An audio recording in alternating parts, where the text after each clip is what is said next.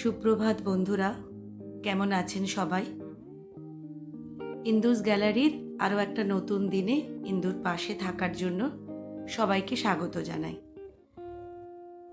দিনটা শুরু হলো ঠিক এইভাবে, যেরকম প্রতিদিন আমাদের সবার জীবনটা শুরু হয়। তো ফ্রেশ হওয়ার পরে তো একটুখানি ফেস ওয়াশ দিয়ে মুখটা ধুতেই হয়, কারণ রাতের ক্লান্তিটা তো এখানে দূর করতেই হবে না। প্রত্যেক দিনের যা কাজ থাকে সেই কাজটাকে কমপ্লিট করে নিয়ে লেগে পড়তে হবে আমাদের যাবতীয় প্রতিদিনকার যা কাজ থাকে সেই কাজের মধ্যে। তো প্রথম কাজ এসেই পড়ে ওষুধ খাওয়ার পরে এই চা বানানোর কাজে। প্রত্যেক দিনের আমাদের কাজ। মেয়েদের বোধহয় কাজের বিশেষ কোনো তফাৎ ঘটে না। প্রতিদিন এই এক কাজ করতে করতে না মাঝে মধ্যে মনে হয় ভীষণ বোরিং লাইফটা হয়ে গেছে, একটু চেঞ্জের দরকার পড়ে। কিন্তু সবসময় ভাবলেই তো সেটা সম্ভব হয় না। তো চা বসিয়ে দিয়ে এই ফাঁকে এসে টেবিলটা একটু গুছিয়ে নিলাম। তার মধ্যে চাটাও হয়ে গেল। যেহেতু গ্রিন টি খুব একটা চাপ পড়ে না এই কাজটা করতে, তো চাটি বানিয়ে নিয়ে মা ছেলে দুজনে মিলে সেটা খাওয়া কমপ্লিট করে লেগে পড়লাম ঘরের কাজে। আমার হেল্পিং হ্যান্ড নেই, আমি পছন্দও করি না খুব একটা। অবশ্য আপনারা বলতে পারেন, তোমার তো এইটুকুনি একটা ফ্ল্যাটের মতন জায়গায় তুমি থাকো, তাতে আর কি হেল্পিং হ্যান্ড লাগবে? সত্যিই তাই। তবু আমার ভালো লাগে আমার নিজের কাজটা নিজেই করে নিতে। আর যেহেতু আমি খুব একটা সময় বাড়িতে থাকতে পারি না, সময়ের ইধার উধার হয়ে যায়, তাই যে হেল্পিং হ্যান্ড আমার জন্য থাকা উচিত তারও আমার সাথে খুব অসুবিধা হয়ে যায়। সেজন্য ছিল আগে, তাকে আমি বন্ধ করে দিয়েছি। আর মনে হয় এই কাজগুলোর মধ্যে থাকলে তো তবু খানিকটা সময় কেটে যায় না। কারণ এরপরে যখন আবার আমি একা হয়ে পড়ব, তখন এই কাজগুলোই আমাকে সাথ দেবে। তবে কি বলুন তো, প্রতিদিন এক কাজ না, মাঝে মধ্যে ভাল লাগে না। তো যখন ভালো লাগে না তখন করি না, থাক পড়ে নিজের মতন নিজের সংসার। 2 দিন 3 দিন না হয় নাই করলাম কাজগুলো। ড্রেসিং টেবিলটা নোংরা হয়ে যায়, তার কারণ আমার বাড়িটা একদম রাস্তার উপরে। প্রচুর গাড়ি আমার বাড়ির পাশ থেকে যায়। ধুলোই প্রায় রোজ করতে পারলেই ভালো হয়, কিন্তু সেটা তো রোজ সম্ভব হয় না, না? তো যেদিন যেদিন একটু মনে হয় কাজের ফুরসত আছে, আজকে একটু বেশি সময় পাচ্ছি, সেদিনই কাজটা করে নিই। আসলে রান্নার আজকে খুব একটা বেশি তাড়া নেই। আমাদের পাশের বাড়ির মাসিমা আমাদেরকে ছেড়ে চলে গেছে। এই বয়স্ক মানুষরা যখন চলে যান না, তখন ভীষণ একটা কষ্ট হয় মনের মধ্যে, যে আমার বাড়িতেও তো এরকম মানুষজন আছেন। এটা যখন ভাবি না, বুকের ভেতরটা মোচড় দিয়ে ওঠে। আপনারাও নিশ্চয়ই আমার সাথে একমত হবেন। আর প্রত্যেকের জীবনেই এই মর্মান্তিক দিনটা হয়তো আসে। সে কষ্টটা যার যখন হয়, সে বোধহয় তখনই বুঝতে পারে। তো উনি আমার মায়ের বয়সে, একটু বড়ই হবেন আমার মায়ের থেকে। যখনই রাস্তায় দেখা হতো জিজ্ঞেস করতেন, কেমন আছো ইন্দ্রাণী, ভালো আছো তো? ছেলে ভালো আছে তো? তো আমাদের পাড়ার আস্তে আস্তে সমস্ত বয়োজ্যেষ্ঠ মানুষরাই ছেড়ে চলে যাচ্ছেন। ভাবলেও খারাপ লাগে। কি করব বলুন, এটাই তো আমাদের বাস্তব সত্যি, না? এটাকে মেনে নিয়ে চলতে হবে। সকাল থেকে একটুখানি শরীরটাও ভালো নেই, তার কারণ হচ্ছে হঠাৎ দাঁতটা খুব প্রবলেম দিচ্ছে। আপনারা বলবেন, ইন্দ্রাণী তুমি তো বোধহয় অসুস্থতার একটা ডিব্বা হয়ে গেছো। কিন্তু কি করব বলুন, একটার পর একটা রোজ লেগেই আছে। বয়স হচ্ছে বোধহয়, এখান থেকেই বোঝা যাচ্ছে। তো যাই হোক, কাল রাত্রে প্রচণ্ড দাঁতের যন্ত্রণা হচ্ছিল। প্রায় রাত 10টার সময় গিয়ে ছেলে ওষুধ এনে দিয়েছে। ও আছে বলে এগুলো সম্ভব, না হলে কি আর আমি যেতে পারতাম? সারা রাত কষ্ট পেতাম। তো যাই হোক, একটু ঘরটা গুছিয়ে নিয়ে এসে রান্নায় লেগে পড়লাম সকালে ব্রেকফাস্ট বানানোর জন্য। তো যেহেতু দুপুরে রান্নার তাড়া নেই, তাই ছেলে অনেক দিন থেকে আলু ভাজা আর রুটি খেতে চাইছিল। তা আমি বললাম, আচ্ছা ঠিক আছে, আজকে সেটাই তোকে বানিয়ে দিচ্ছি। ওর পছন্দের এই খাবারটি খেতে খুব ভালোবাসে ও। আসলে ছেলের কথা বলতে গেলে না, মাঝে মধ্যে গলাটা কিরকম বুঝে যায় মনে হয়। এটা যে সমস্ত মায়েরা এটা ফিল করে তারাই জানে যে ছেলে বা মেয়ে যখন বাড়ির বাইরে থাকে বা চলে যায় বা চলে যাবে, সেই সময়টা না বড্ড কষ্টের। আর একলা মায়ের ক্ষেত্রে তো সেটা আরোই বেশি। কিন্তু কি করব বলুন, পরিস্থিতি এমনই, ওদেরকে ছাড়তে হবে। সারা জীবন তো আর আঁচলে বেঁধে রাখা সম্ভব নয়। তাই চলে যাবে নিজের ভবিষ্যৎ গুছাতে। তবে আমার ছেলে একটু বেশি ইমোশনাল। ও বাড়ির থেকে ছেড়ে থাকতে ও খুব কষ্ট পায়। ওর কাছে মনে হয় ওর এই বাড়ির 4টে দেওয়ালটাই বোধহয় ওর কাছে ভীষণ প্রিয় একটা জায়গা।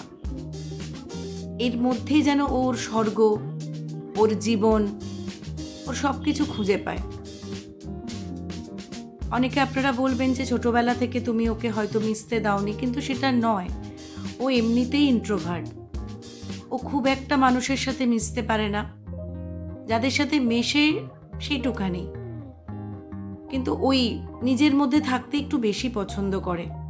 আমার ঠিক উল্টোটা। কি করব বলুন, যে যার মতন তো সে তার হবে। কেউ কাউকে তো বলে বুঝিয়ে কাজটা করতে পারবে না। ছোটবেলা থেকেই এরকম ছিল।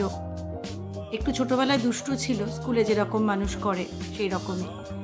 আস্তে আস্তে দেখলাম গণ্ডিটা ছোট হয়ে যাচ্ছে।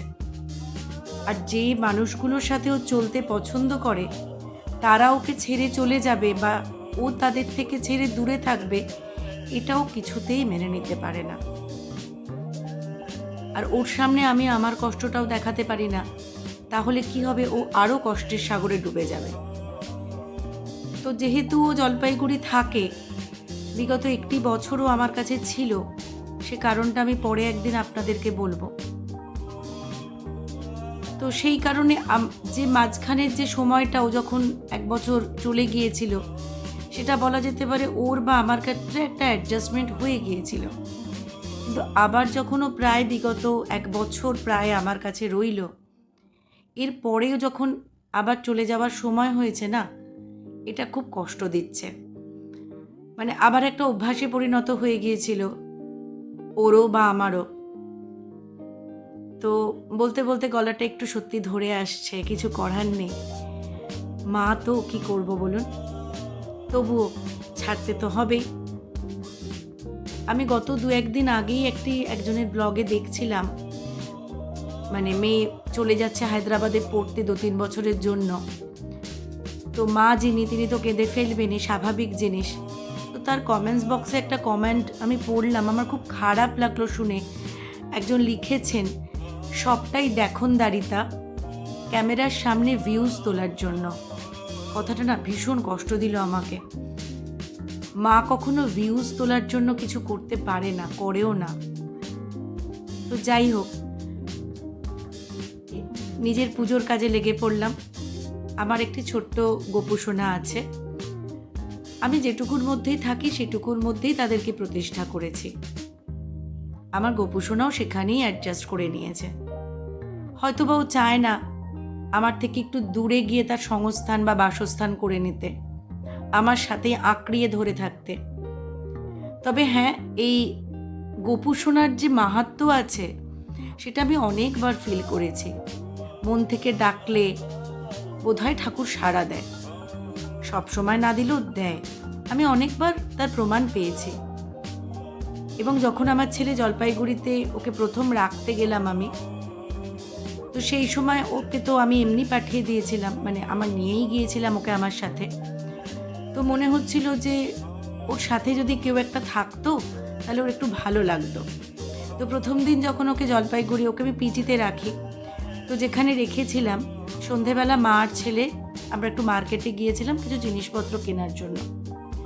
হঠাৎ করে একটি দোকানে আমার চোখ পড়ে, যেরকম অ্যাজ ইউজুয়াল আমাদের মেয়েদের পড়ে, চুড়ি, হার, কানের দুল নজর পড়ে।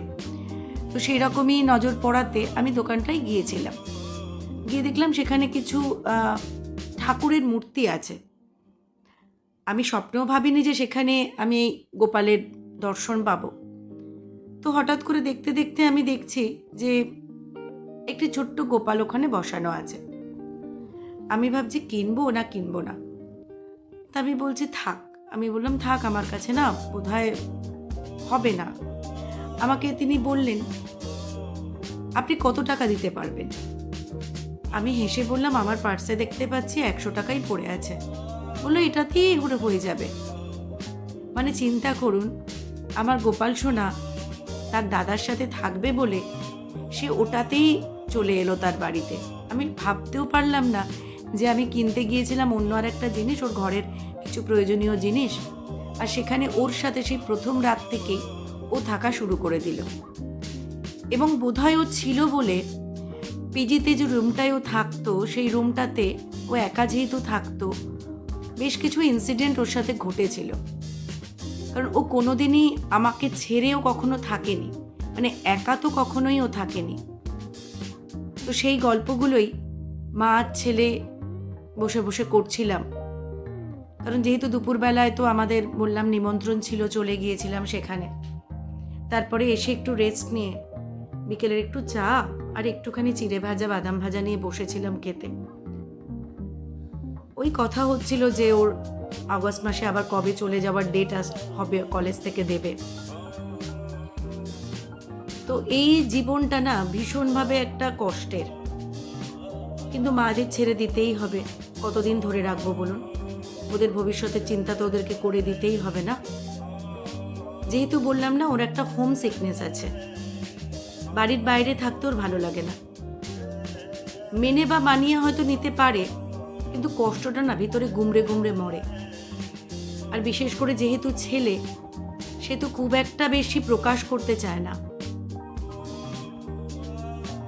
এই এখন থেকেই আমার একটু চিন্তা আবার শুরু হয়ে গেল যে আবার ও ওখানে, আবার আমি এখানে, আবার কখনো দেখবো আমাকে ফোন করে কাঁদতে শুরু করে বলবে হয়তো, বা মা ভালো লাগছে না, তুমি চলে এসো আমার কাছে, তুমি কবে আসবে মা? কিন্তু কি করব বলুন, আমিও তো কাজের মধ্যে ব্যস্ত থাকি না। তো সেই কাজগুলো থেকে বিরতিটা পাওয়া খুব মুশকিল হয়ে যায় আমাদের ক্ষেত্রে। কারণ যেহেতু আমরা তো কোনো সরকারি বা কোনো প্রাইভেটে জব করি না, যে একটা নির্দিষ্ট স্প্যানের 7টা দিন ছুটি নিলাম, নিয়ে চলে গেলাম। আর জলপাইগুড়ি এমনই একটা জায়গা যেখানে যেতে গেলে ডেলি কোনো টিকিট কেটে যাওয়াও সম্ভব হয় না, আগে থেকে প্রিপারেশন নিতে হয়। সবসময় তৎকালে টিকিট কেটে যাওয়াটাও সম্ভব হয় না। তবে আমি যতবারই গেছি আমি তৎকালেই গিয়েছি, কারণ আগে থেকে কোনোভাবে প্রিপারেশন করে যাওয়া আমার সম্ভব হয়ে ওঠে না। তো এই তৎকালেরও মজা আছে। আমি হয়তো ভাবলাম রবিবারের ট্রেনের টিকিট কাটার জন্য আমি যাকে বললাম তিনি কাটতে গেলেন, দেখা গেল রবিবার হলো না, সোমবার দিনের আবার চেষ্টা করা হবে মঙ্গলবারে যাওয়ার জন্য। এতটাই দূরের রাস্তা, তো হঠাৎ করে বিপদে পড়লেও যাওয়াটাও খুব মুশকিল হয়ে যায়। তো এই জীবনের মধ্যে থাকতে গেলে না ভীষণ একটা দুঃখ কষ্টের থেকেও বলা যেতে পারে সবসময় একটা ভয়, একটা আতঙ্ক কাজ করে। যদিও বা সেখানে সবাই থাকে, কিন্তু কি করব বলুন, মেনে নিতে হয়। তো এই মন খারাপের মাঝে লেগে পড়লাম নিজের একটু প্র্যাকটিসের জন্য। সব দিন তো আর সময় হয় না, যেদিন পাই সময় একটুখানি কাজে লেগে পড়ি, একটু মনটা ভালো করার চেষ্টা করি। কারণ এই একটা জিনিসই আছে যে আমাকে মন ভালো করার খাদ্যটা দেয়। কারণ মন ভালো না থাকলে তো কোনো কাজ করাই সম্ভব হয় না। তাই নিজের একটুখানি প্র্যাকটিস করা শুরু করলাম, যাতে মনটা একটু ভালো রাখা যায়, শরীরটাকেও একটু ফিট রাখা যায়। এই আর কি, এইভাবেই তো জীবন চলবে না। তারপরে চলে এলাম আমার গপু সোনাকে রাত্রে শয়ন দেবার জন্য। তো ওকে শুইয়ে দিয়ে নিজেদের খাবার রাত্রে কিছু ব্যবস্থা করতে হবে। ছেলে বলল, মা কিচ্ছু খাবো না, আমি শরীরটা ভালো লাগছে না। যেহেতু দুপুরবেলা একটু খাওয়া দাওয়া হয়েছে, মনটাও তো ভালো নেই। তো সেই জন্য বললো, মা শুধু দুধ দাও, দুধ খেলেই আমার হয়ে যাবে রাত্রে।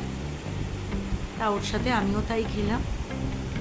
গপু সোনাকে শোয়ানোর ব্যবস্থা নিচ্ছি, কারণ সারাদিন বসে বসে ওরও তো পিঠ কোমরটা ধরে গেছে। কেউ কিন্তু দেখতে পাই রাত্রিকালে রাস হলে ও কি করে কালকে সকালবেলা উঠে আবার নতুন উদ্যমেও লাগবে আমাদের সাথে। ওকে আমি আমার সন্তান স্নেহেই বড় করছি। আমার সন্তানকে যেভাবে ভালোবাসি সেই জায়গায় থাকে। আমি ওকে মনে করি না যে ও ঠাকুর, আমি মনে করি আমার সন্তান। তবে হ্যাঁ, সবসময় সব জায়গায় আমি যখন বাড়ির বাইরে চলে যাই, ওকে নিয়ে যাওয়াটা আমার সম্ভব হয় না। তখন ওকে বলি, বাবু তুই বাড়িতে থাক, বাড়িটাকে দেখে রাখ। তবে আমার বাপের বাড়িতেও আছে এই গোপাল সোনা। আগে যখন মায়ের শরীর ভালো ছিল তখন মা কিন্তু ওকে সব জায়গায় নিয়ে যেত। এখন তো আর পারে না, মা ঠিক এইভাবেই ওকে বলে বাড়িতে রেখে দিয়ে যায়। আমিও যাই, হয়তো আপনারা বলবেন সন্তানকে কি বাড়িতে একা রেখে দেওয়া যায়? কি করব বলুন? এই আর কি। আজকের মতন দিনটা এখানেই শেষ হলো। আগামীকাল নতুনভাবে আপনাদের